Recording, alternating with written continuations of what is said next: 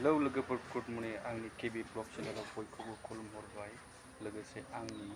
KB blog चेनेलखौ अननानै नायदोंब्ला नोंथांमोना support खालामदो लोगोसे लाइक कमेन्ट शेयार खालामना होदो लोगोसे चेनेलाव गोदानबा साबस्क्राइब खालामना होदो लोगोफोर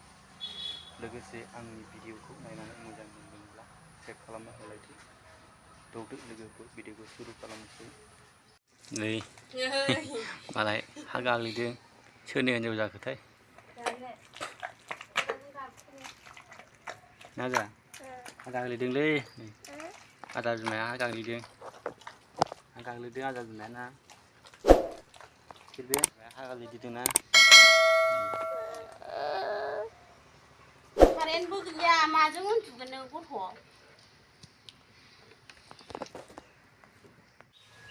बाबा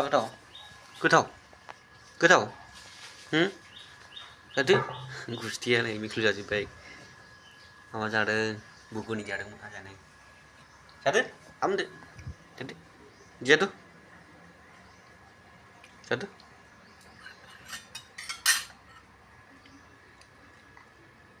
जादो जादो आजा बुगुनि जादों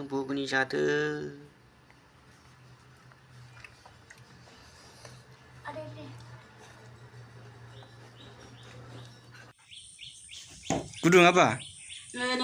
Megi जानो नागिरबाय नै जोंना आमखाया Megi आम होनदो आम गोथाव ना दे होनलाय आमा होनलाय मबाइलाव होनहरसै होमबा आम दो लुगै होनो दे लुगै होनदो दे ओरै होन लुगै होन दे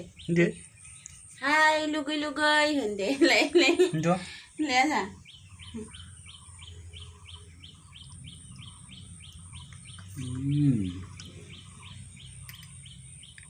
जाया गोथावसिना गोथाव ओरैहाबो नै जा नैलाय नै हाय होन दे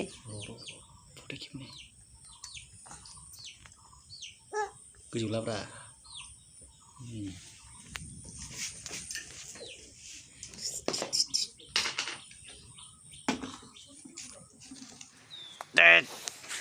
Coket जादों नोङो coket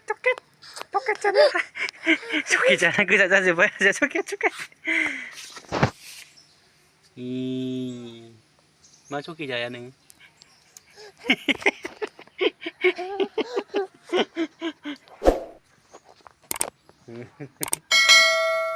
आजा coket जादों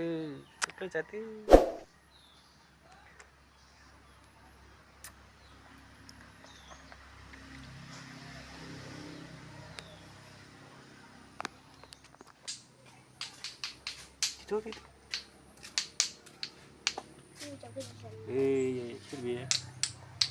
Soर बेयो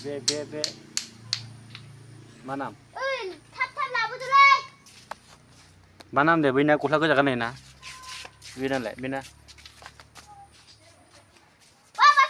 बेना एंखु गस्ला गोमो गाननाय नैबेना दैमा बेना हाथाय नांगौआ नैबे हाथाय गिदिर नैनालाय नोंना